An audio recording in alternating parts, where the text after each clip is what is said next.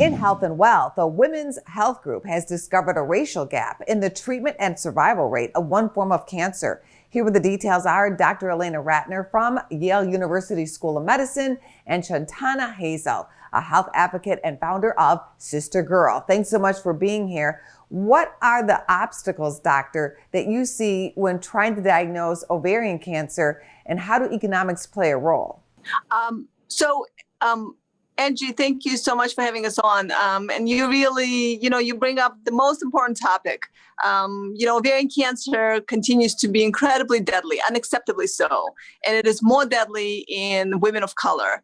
And it is more deadly in women of color for many reasons. One is lack of awareness in providers and patients. The other one is lack of tangible tools in order to diagnose ovarian cancer early.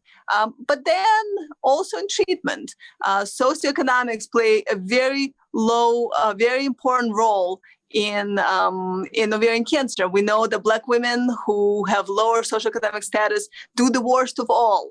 And that has to do with the surgeries that they have at the places where they get treated.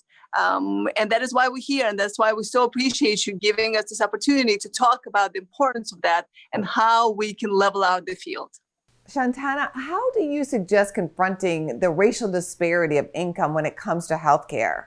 Well, Angie, one of the things that I do with the Sister Girl Foundation, I've been an advocate for over 10 years. And so one of my biggest roles is just providing the resources and the education, also the awareness to make sure that women aren't suffering in silence, that they know that some of these things that we should be afforded, that they're out here for us. And then I want to piggyback off of something that Dr. Ratner said about the socioeconomics. It's so horrible when it comes to Black women, and we're not receiving proper care. We're not receiving the care that we actually deserve. And so teaching women how to advocate, how to be a part of their care plan, and what that looks like for them, and to know that it's okay to express what's happening to you. Sometimes we don't do that in our communities. We don't share what's happening because we've been dismissed for so long. And so it's kind of like a fear. And so I'm teaching women how not to be scared to do that, how to actually do it and stand stern and firm and strong in their belief